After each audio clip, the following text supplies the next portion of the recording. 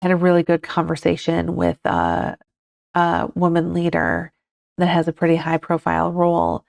And I was asking her about imposter syndrome. And this was earlier in my career. And we were going through some really difficult times at the institution I was at. And I was questioning a lot about, is this something I want to do? Can I do this? Am I the right person? And I remember her telling me that imposter syndrome, the first thing you need to know is it's perfectly normal. You have to keep moving no matter how comfortable you are with yourself and how much you're like, I got this and I've been doing this. That can still come up for you. It's just important to take a beat and step back and be like, all right, so I'm thinking this, but let's check myself. Let's normalize it. And if you didn't have some imposter syndrome, you should be worried. Mm-hmm. Welcome back to In Residence. I'm Keith. And I'm Laura. Hey, Laura. Hey, Keith. How are you? I'm doing all right. How are you? Doing swell. What's going on? So I haven't even shared this with you, but so I spent quite a bit of time in the car. So, right, like I went to lacrosse for Child One's tennis tournament and then lacrosse to our home and then home back to Green Bay and now Green Bay down to Stevens Point. And I've just been doing kind of a tour of Wisconsin, I guess. And what that means is I spent a lot of time listening to things or listening to music, podcasts, books. So I've been listening to Ethan Suplee, the American Glutton, which is a good podcast. I've been listening to Gary Vee. I can't remember what his podcast is. Is it the Gary Vee Experience? Yeah. I think. And then I've been listening to Amy Poehler, Good Hang, which is also really great. I don't know if you've listened to that, but a really good podcast. And as I've been listening and consuming and really enjoying these different podcasts, I keep thinking to myself, okay, well, like Ethan Suplee, like he's an expert, right? Like he lost 250 pounds or more. He's talking about diet and exercise and things like that. He's done that, right? Like he's lost 250 pounds. So he has some expertise there. And then I'm thinking about Gary Vee, and he's talking about all these things around social media, moving from social media to interest media and his marketing prowess. And it just is super exciting. And I get I want to listen to it and implement and talk about the ideas he has. I thought, gosh, he really is an expert. He has a media company. He has all these things, right? And I go to listen to him to get inspiration, the latest and greatest, and understand where the field is going. And then Amy Poehler, I'm like, oh, she's just casually talking to Stephen Colbert to prep for her interview with Stephen Carell. And, or Steve Carell, not Stephen Carell, Steve Carell. Yeah. Right? Yeah. And had a really great conversation about acting methods and starting at Second City and things like that. And so as I was thinking about that, I'm thinking about our project, I kept going back to the idea of, like, we have a podcast, we're podcasters, but who am I to be doing this work? And so I kept thinking about that.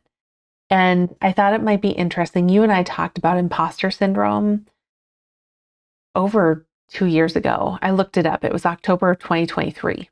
Okay. Oh. So when we were like podcaster babies. Yeah. Right? Yeah. And I actually re-listened to the episode today. I don't think you knew I was going to do that. No. Okay. I thought, gosh, this could be a really good time to start talking about imposter syndrome again and revisiting it, because it's one of those things I'm realizing that I'm not necessarily cured from imposter syndrome. And I don't know where you're at with it, but I was starting to feel a little uneasy in my skin, because as I'm hearing these different podcasters who have this expertise in these areas, I'm noticing a lot of people are finding out about us, especially that are in our social circles or even in my work circles. Mm-hmm. But I'm starting to realize I'm getting more and more shy about it, because I'm like, oh gosh, people actually know that I have a podcast and they're listening to it. And who am I? Like the who am I monster is starting to come back out. Okay. And I don't know if it actually, like I didn't slay the beast of imposter syndrome before, but I am feeling that kind of the who am I monster coming out. Yeah. Well, I think we've maybe talked about that a little bit, like not just 2 years ago, but it comes up, and it's one of those things where it never really goes away. And Mm-hmm. so wrapping your head around it not always going to be there, kind of like, Mm-hmm. and especially like since you bring up like Ethan Suplee, like around weight and food and diet and all that stuff, like he'll bring up like, oh, this is a forever thing. Like Right.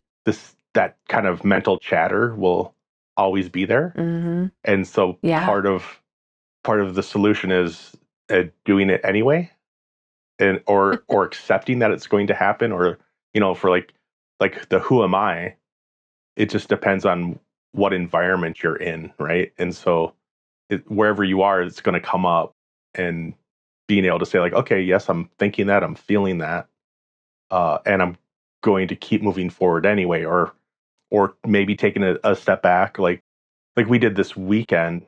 We kind of had a relaxing weekend after the traveling, right? And We did, which we needed, you got a puzzle out, or I I did. got Lego out, Yep. yeah, and just time to be together. That helps you reset, and uh, so yeah, I mean, I think I've accepted the fact that I will probably always have some self doubt, especially around things I care about. And or like we talked about passion last time. So like we're both passionate about, building this podcast and our platform, and seeing what we can do with the things we talk about and helping people. And so we're going to get a little sensitive about it, right? Like when Mm-hmm. things are getting a little hard, or like me, it's like I don't know what to talk about. And then I think all you messaged me was, I'm thinking about imposter syndrome and then something else. And I'm like, well, those are two broad brushstrokes that we'll find some way to connect, but you know? No, but, and I remember talking about this the first time and going back and listening, I think was helpful because I know I've talked a lot about trying to really isolate my imposter syndrome to a moment in time when I was starting out in my career, Mm, right? Like that was the time when I was starting to doubt, like when I made an intentional pivot into the world of institutional research.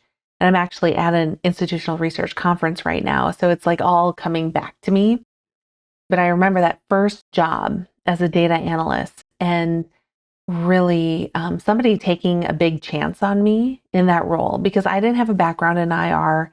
My background was in student affairs. I always say I was a student affairs professional.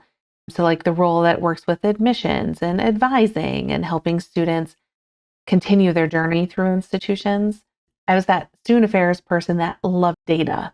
So I always, people kind of said, oh, you're kind of a unicorn. Like, we don't want to do that. Like, we want you to do that. And so I made that pivot into IR, which I think there was a part where I felt like I had to prove myself, but where imposter syndrome really hit is when I interviewed and got a dean of institutional research, planning and grants role, where I lived my life probably for a good 2, 3 years on pins and needles, waiting for myself to be found out. mhm, I worked hard. I felt burned out. I know I've missed child one's first day of school. Like I think it might have been not kindergarten. I hope it wasn't kindergarten. no, Um, but I missed kindergarten or first grade, his first day of school, yeah, and taking his first day of school pictures in the dark outside when I got home at night. yeah, Because I left at 5 in the morning. I got back, I don't even know, it must have been 8, something like that. But taking, his first day of school pictures outside in the dark on our front porch. I just remember trying to work so hard and put in so many reps and so much work that I excelled to a point where people would never believe that I didn't belong there. And I don't think people believe that I didn't belong there. I had the skill, I had the experience. I worked as an analyst for years. I was in school for my PhD, right? But I felt like I had something to prove. Mm.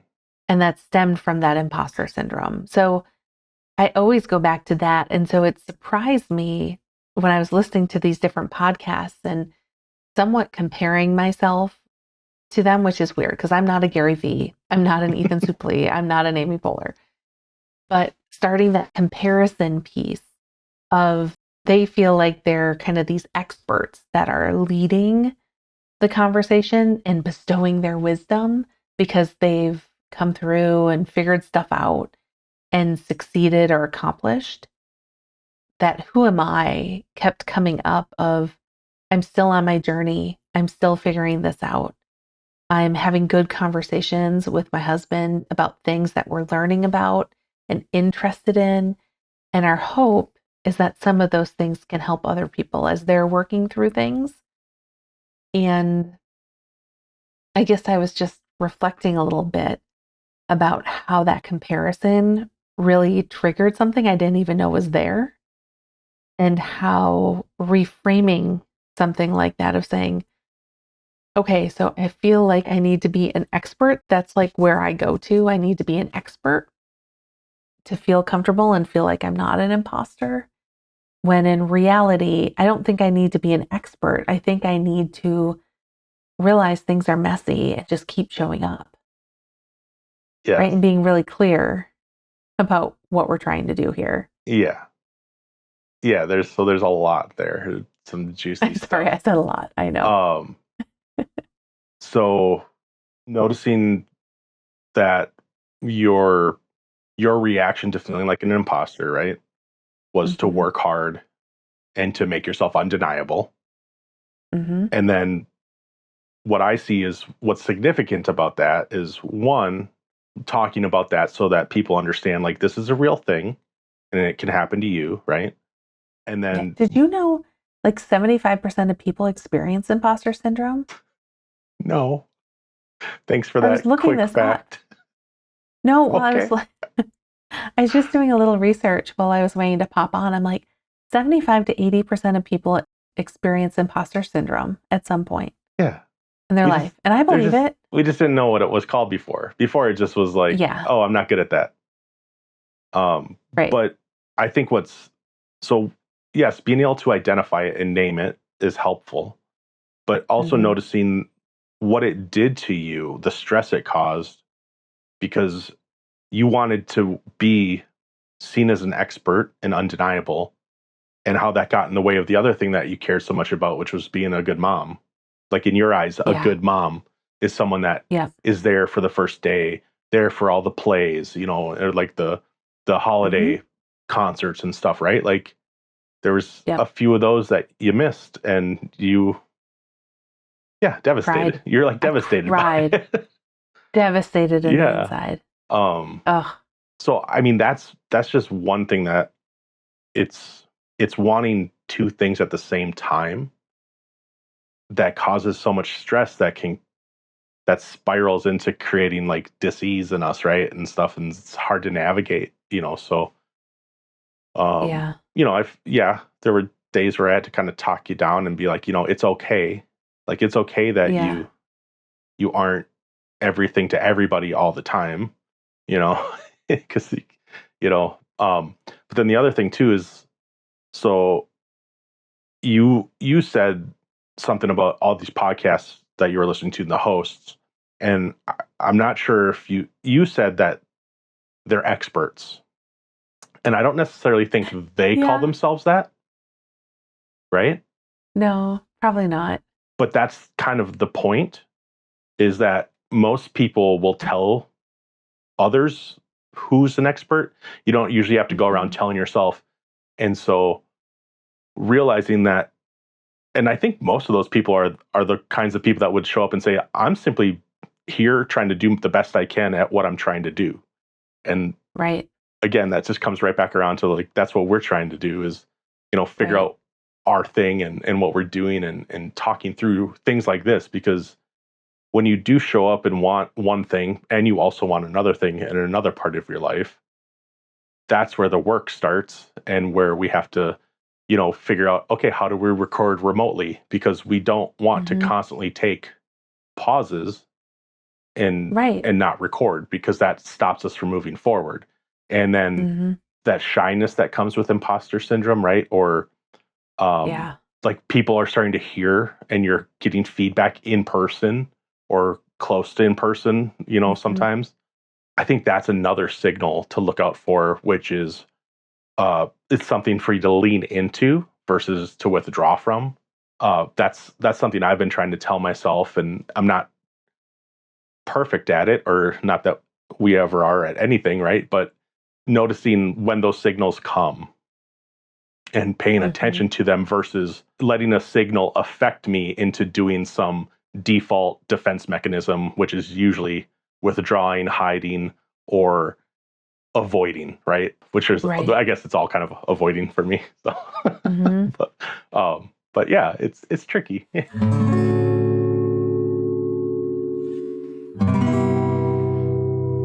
is. I mean, in another podcast I've listened to recently is called The 60 Songs That Shaped the 90s.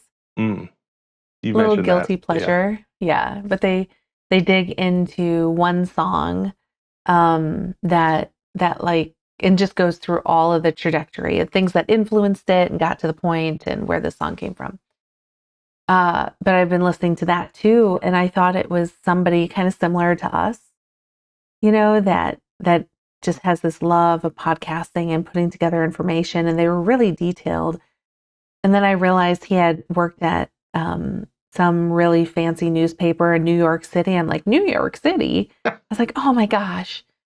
I was like, okay, so it's like that idea, like mentally, of feeling like all of these people are doing their podcast, or, in the case of when I was a dean of IR, like doing their work from the mountaintop, right? Like everybody else had it figured out. Everyone else had already completed their climb, was up there drinking their bottle of water and just like looking down and be like, who are these people still climbing?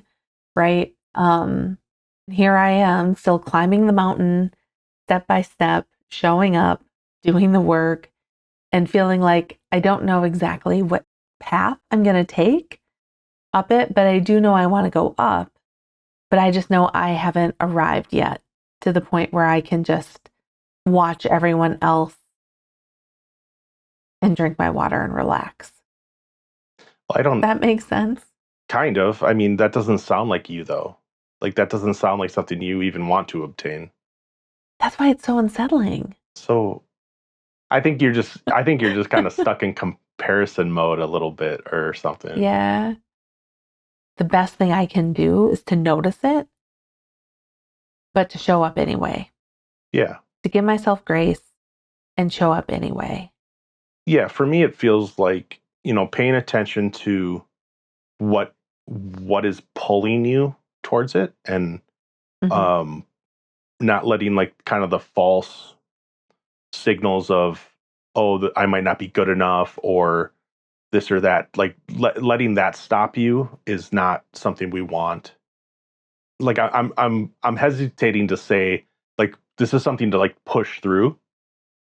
Like this is like just a little this feels like a little block that we're pushing through, but like I caution saying that because some people are really going through hard things, and pushing through isn't always the right thing. But like you said, with grace, with patience, with mindfulness, right? Of so that you don't get into where you were at the earlier end of your career, where you wanted the two things at the same time, and both things require a lot of your time, attention, and energy, and that leads to burnout, right?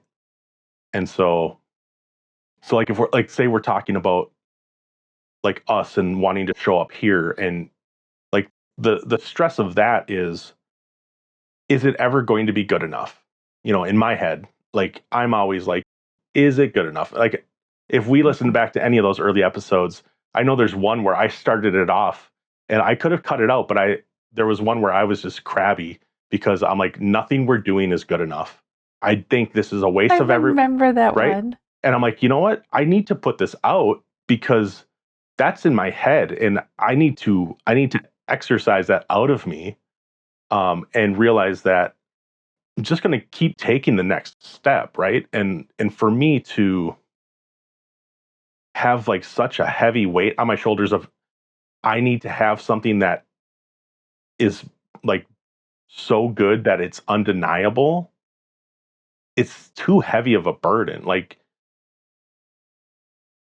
I have to shift it to I need to show up the best I can, prepare, Yeah. which I've been trying to do, getting, I have to get like things set up on the back end so that like the technology works.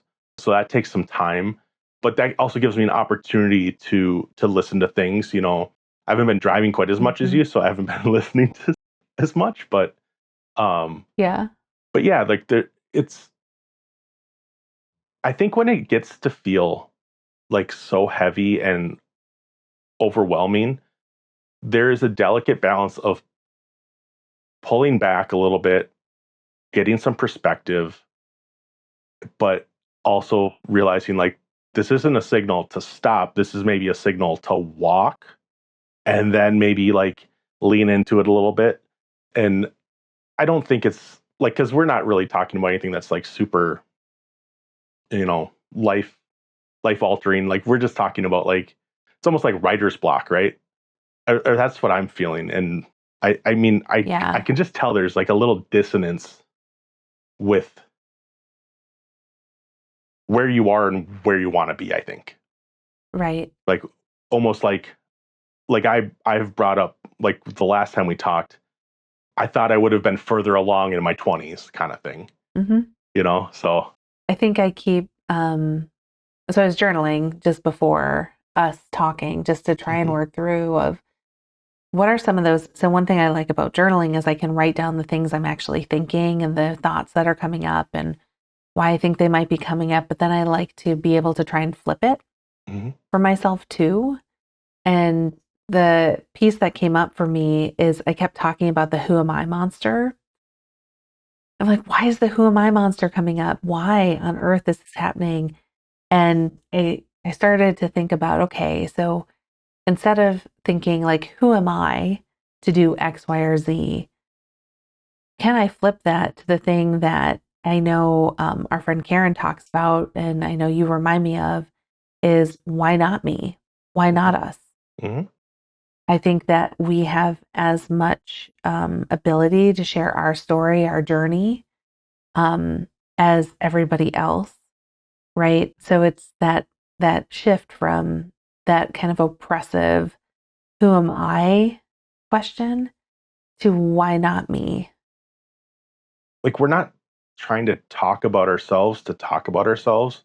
It's I think it's more of like we're sharing things that we're going through in Mhm. in hopes that it connects with some other people that are going through similar things, or that they might be able to extrapolate a lesson that maybe we find from talking it out and applying it to their situation, right? Right, Like like what parent doesn't feel the tension of wanting to show up for their child but also needing to do something so that they can afford the roof over their head at the same time, right? and right.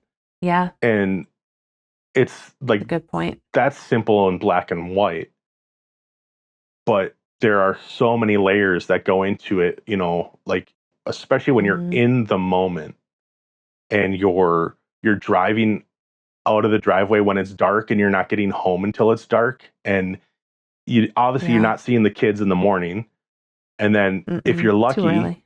you're home early enough so it's not too late. That happened a Yeah, lot. And so it did.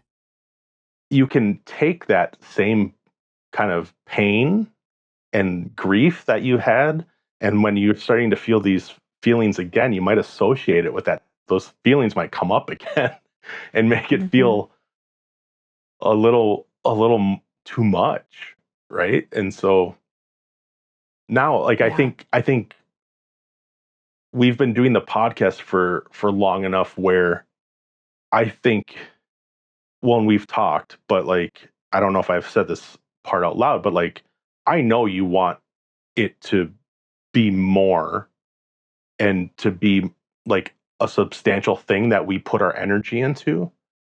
And Yeah. that means I need to step up and I need to make some more things happen because I'm the one with the opportunity and the ability to make it kind of level up. So my guess is that there's something there in the back of your head that maybe you're not even sure that, like, I do hear you and I do know that you need my help. And one I thing do. I do know for sure is you're not great at asking for help, and I sure as heck aren't either. I'm really not. I'm really bad So at it. I'll just do it myself. That is 2 years me later, too. did you do that thing? No. Right.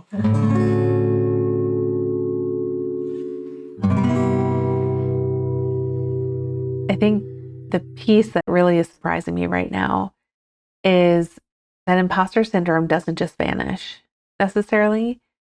It might not be the same thing for the same area, but it can continue to show up, right? It can continue to just poke its little head out and say, like, hey, um, not so fast, or Yeah. you need to work harder, you need to prove yourself, you need to do these things. One thing I did as well is like I refreshed myself with the book that we talked about, which was a book on imposter syndrome, and we can always put the link in the chat. But they talked about 5 different types of imposter syndrome people experience. Do you remember this? It was a while ago. So if you don't, I don't blame you. No, I think I'm thinking of like perfectionism and stuff. Yeah. So the So I 5 don't know. types, I think you're remembering. The first one is the perfectionist, Oh, okay. right? Yeah. So you are kind of feel like an imposter, and the way that you approach it is by trying to make it perfect, Yeah. right? And do everything perfect. The next is the expert, which is being an expert, but in the way that a perfectionist is, right? So you try and know all the things about the thing that you feel an imposter in so Mhm. that you can be perfect in the knowing and the knowledge. Okay. So that's kind of something that you talked about with yourself. Mm-hmm. Okay. Yep, sure Okay. is. That one Yeah. resonates with me. I would have pegged myself more for the perfectionist, and I might have in the last episode, but Yeah.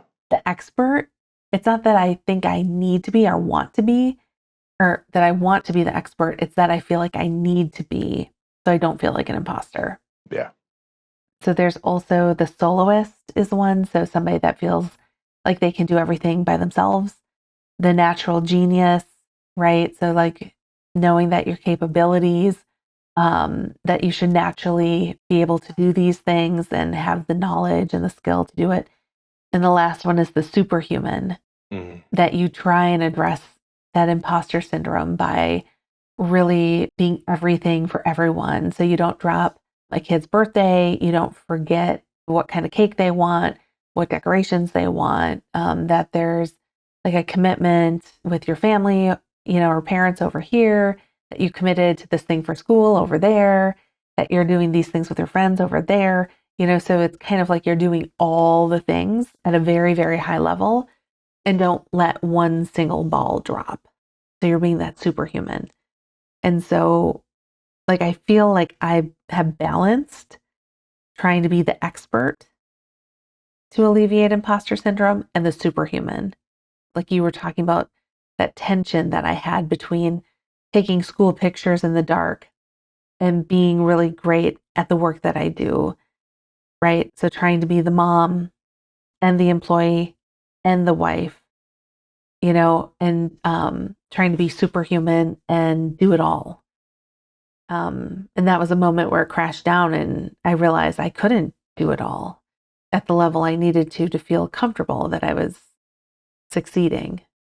So you need to Yeah.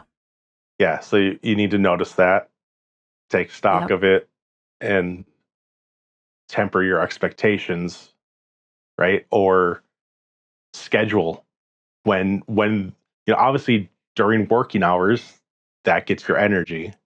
So then how do we make sure that you have enough left in the tank for the other things, right? And Yeah. like for us, for years it was blocking the weekends.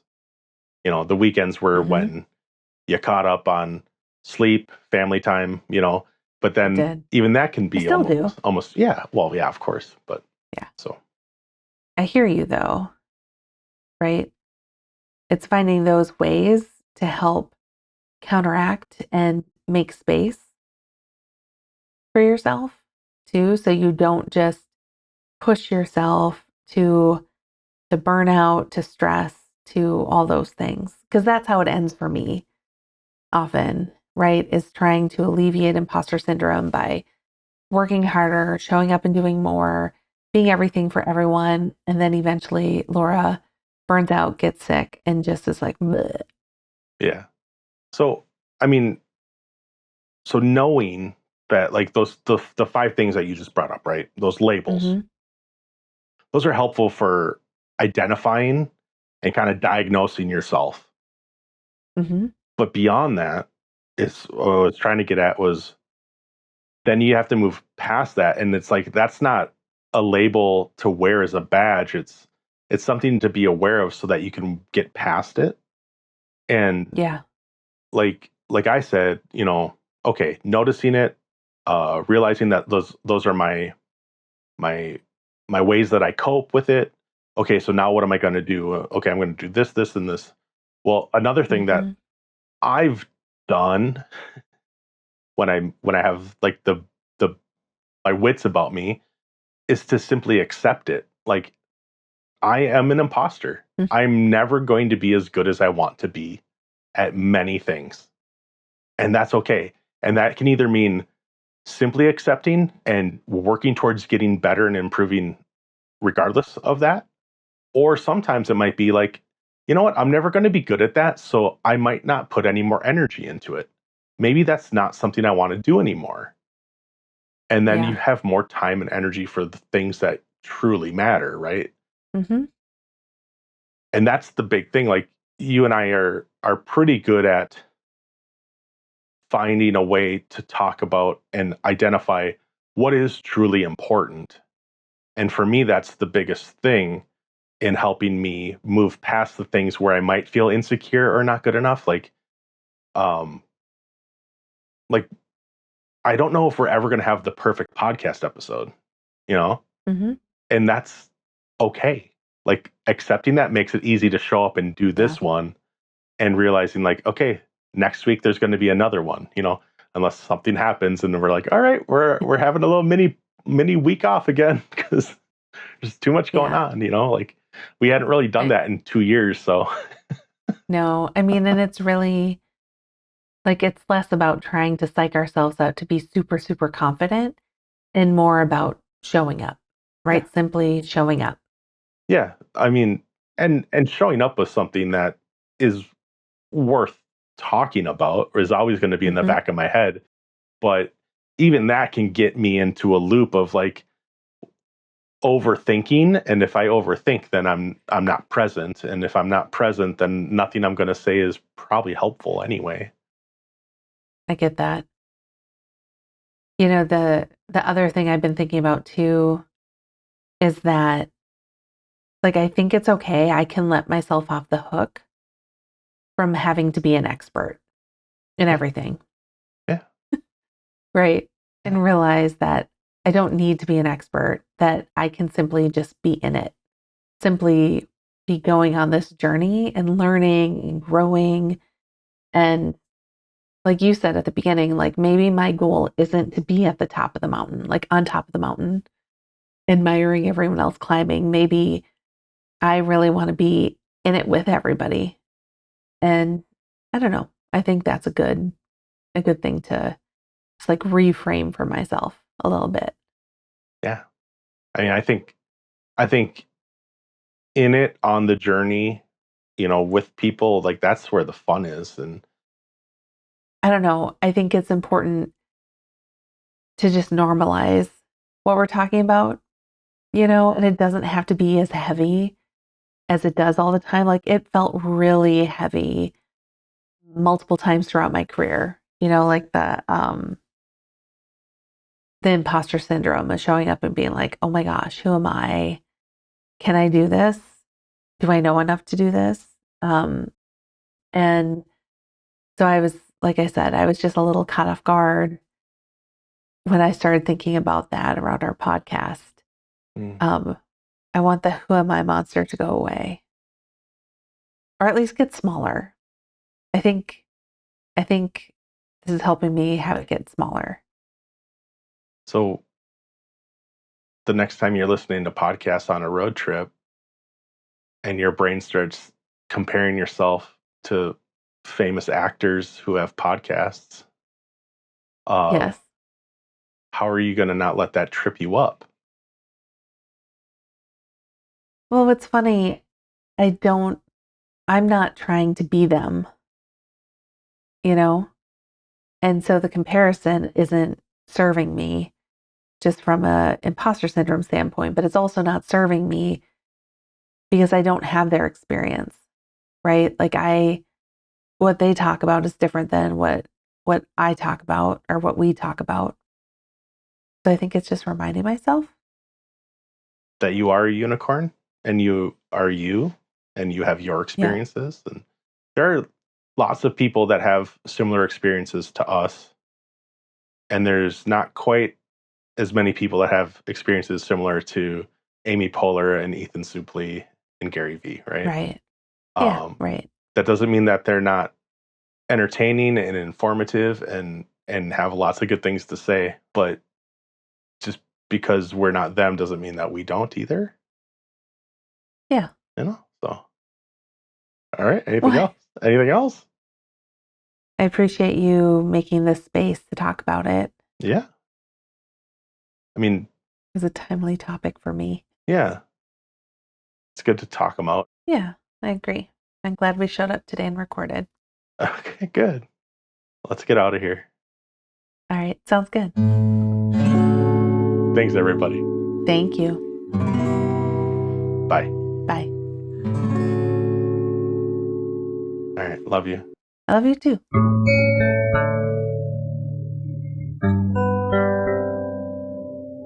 I want the who am I monster to go away, or at least get smaller.